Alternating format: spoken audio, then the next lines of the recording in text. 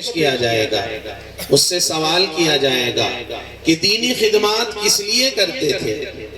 وہ کہے گا یا اللہ یہ میں آپ کے لیے کرتا تھا، آپ کو راضی کرنے کے لیے کرتا تھا۔ اللہ پاک ارشاد فرمائیں گے غلط کہتے ہو، تم نے اپنی واہ واہ کے لیے یہ سارے کام کیے تھے۔ اللہ پاک اس شخص کے بارے میں جہنم کا فیصلہ سنائیں گے۔ ثم امر به فصعب على وجهه حتى القي في النار ثم امر به فصعب على وجهه حتى القي في النار۔ اللہ پاک ایسے عالم کے بارے میں جہنم کا فیصلہ سنا دیں گے۔ اللہ پاک ہماری نیتوں کو درست فرما دے، ہماری نیتوں کو پاک فرما دے۔ صحابہ کرام رضوان اللہ علیہ مجمعین نے جناب رسول اللہ صلی اللہ علیہ وسلم سے سب کچھ سیکھا تھا۔ صحابہ نے نیت بھی سیکھی، صحابہ نے وضو سیکھی، صحابہ نے نماز سیکھی، صحابہ نے تلاوت سیکھی۔ اللہ پاک ہمیں بھی توفیق عطا فرمائے۔ آج ہمارے پاس سیکھنے کا وقت نہیں ہے، آج ہمارے پاس علم دین کے لیے وقت نہیں ہے، آج ہمارے پاس ایمان کے لیے وقت نہیں ہے، آج ہمارے پاس ایمان کی محنت پر کے لیے وقت نہیں ہے۔ ہم چھوٹے سے دنیا میں آئے تھے، ہم ایک بالشت کے تھے، رفتہ رفتہ بڑھتے چلے گئے۔ دیکھو 5 کلو کا 4 کلو کا بچہ 60-70 کلو کا ہو گیا۔ کان بڑھے، ہاتھ بڑھا، جسم بڑھا، وزن بڑھا، اللہ کی شان ایمان نہیں بڑھا، ایمان نہیں بڑھا۔ دیکھو محنت ہوگی تو ایمان بڑھے گا۔ وزن بڑھا کہ نہیں، قد بڑھا کہ نہیں، عمر بڑھی کہ نہیں، لیکن ایمان نہ بڑھ سکا، ایمان نہ بڑھ سکا۔ ایمان کی محنت ہوگی تو ایمان بڑھے گا، ایمان کی محنت ہوگی تو اعمال بڑھیں گے۔ ایمان مضبوط ہو، ایمان مستحکم ہو، اس کا علم کیسے ہوگا؟ اس کا علم نمازوں سے ہوگا۔ فجر، ظہر، عصر، مغرب، عشاء اس کی زندگی میں بخوبی نظر آئیں گی۔ فجر میں مسجد کی صف اول میں نظر آئے گا، ظہر، عصر، مغرب، عشاء میں یہ باجماعت مسجد میں نماز ادا کرتا ہوا نظر آئے گا۔ آج ہم دیکھیں شادی کا کھانا کھانے کے لیے بھوپال چلے جاتے ہیں، فجر کی نماز کے لیے مسجد میں نہیں آتے کہ ایمان کی کمزوری، ایمان کا ضعف۔ علماء نے کتابوں میں لکھا ہے گاڑی چلتی ہے ڈیزل کی طاقت سے، مومن چلتا ہے ایمان کی طاقت سے۔ دیا جلتا ہے تیل کی طاقت سے، مومن چلتا ہے ایمان کی طاقت سے۔ ٹرین چلتی ہے انجن کی طاقت سے، مومن چلتا ہے ایمان کی طاقت سے۔ جتنا ایمان قوی ہوگا اتنے اعمال کی بہاریں آئیں گی۔ زکوٰۃ بوجھ بن گئی، زکوٰۃ بوجھ بن گئی۔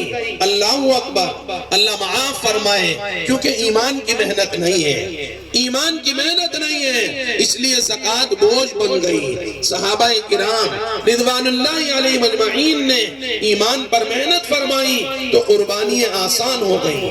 حیات الصحابہ پڑھیں، واقعات صحابہ پڑھیں، اسد الغابہ پڑھیں، حکایات صحابہ پڑھیں، ماں یہ فرمایا فضائل اعمال پڑھیں، آپ کو نظر آئے گا صحابہ کرام رضوان اللہ علیہ مجمعین کے ایمان میں کیسی پختگی تھی، صحابہ میں کیسا جذبہ تھا۔ صحابہ کی نمازیں، صحابہ کی تلاوت، صحابہ کے روزے، صحابہ کا ادب، صحابہ کا اکرام، صحابہ میں احترام کتنا پایا جاتا تھا۔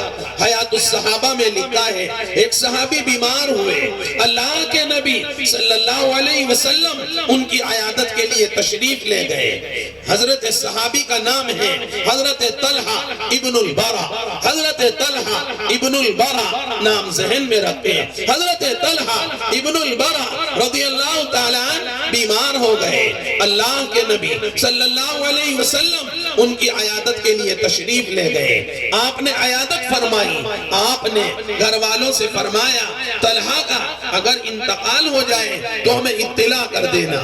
گھر والوں نے کہا اچھی بات ہے۔ اللہ کے نبی عیادت فرما کر تشریف لے گئے۔ حضرت طلحہ ابن البرا رضی اللہ تعالیٰ عنہ نے اپنے گھر والوں سے عرض کیا کہ اگر رات میں انتقال ہوئے تو اللہ اللہ کے نبی کو ہرگز اطلاع نہ کرنا۔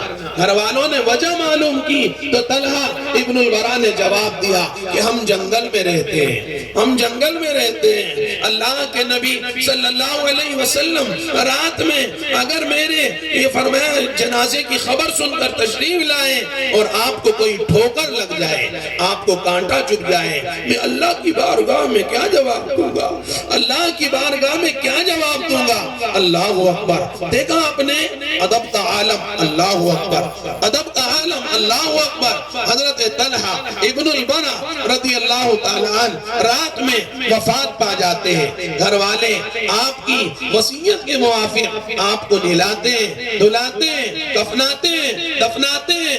اگلے دن اللہ کے نبی صلی اللہ علیہ وسلم کی خدمت مطہرہ میں خبر دیتے ہیں رات طلحہ ابن البرا رضی اللہ تعالیٰ عنہ وفات پا گئے۔ اللہ کے نبی ان کی تعزیت کے لیے ان کے گھر تشریف لاتے ہیں، آپ ان کی تعزیت فرماتے ہیں اور آپ گھر والوں سے فرماتے ہیں ہم نے کہا تھا کہ طلحہ کا انتقال ہو جائے تو ہمیں خبر کر دینا، آپ نے ہمیں خبر نہ کی۔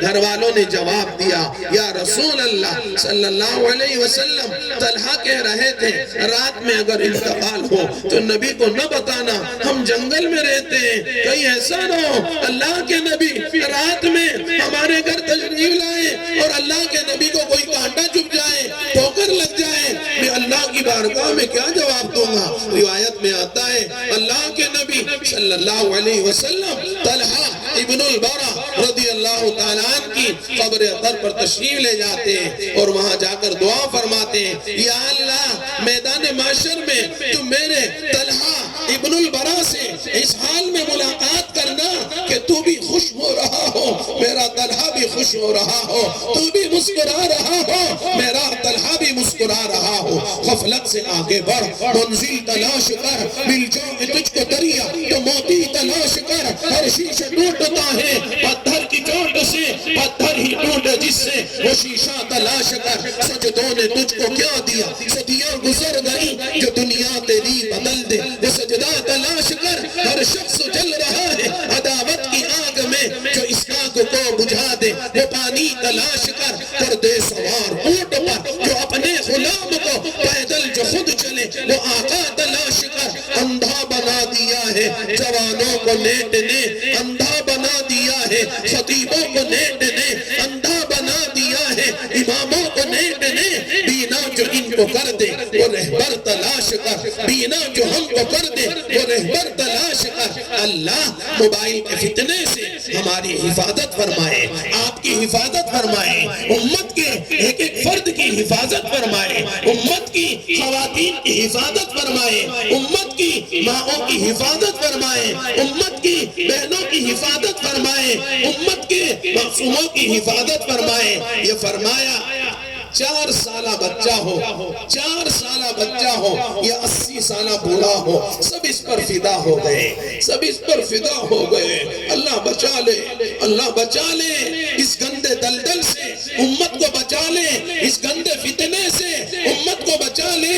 دنیا کی سب سے گندی کھائی وہ موبائل کی کھائی بن گئی ہے، آدھی دنیا کو کھا گئی ہے، آدھی دنیا کو جہنم کے دروازے تک پہنچا چکا ہے۔ نیت کرے خصوصاً ہمارے جوان نیت فرمائیں، ارادے فرمائیں، عزائم فرمائیں کہ انشاءاللہ اس سے بچنے کی کوشش کروں گا، اس سے بچنے کا اہتمام کروں گا۔ یاد رکھیں آج ہمارے موبائل میں اگر دوسرے کی بچی ہے تو کل کو ہماری بچی بھی دوسروں کے موبائل میں جائے گی۔ آج ہمارے موبائل میں دوسرے کی بہن ہے تو کل کو ہماری بہن بھی دوسروں کے موبائل میں جائے گی۔ آج ہمارے موبائل میں دوسرے کی گھر والی ہے تو کل کو ہماری گھر والی بھی دوسرے کے موبائل میں جائے گی۔ جہاں میں فیصلے سارے اسی بنیاد پر ہوں گے، تیرے اعمال کے چھیٹے تیری اولاد پر ہوں گے، میرے اعمال کے چھیٹے میری اولاد پر ہوں گے۔ کبوتر کے بچے مرچ نہیں کھاتے،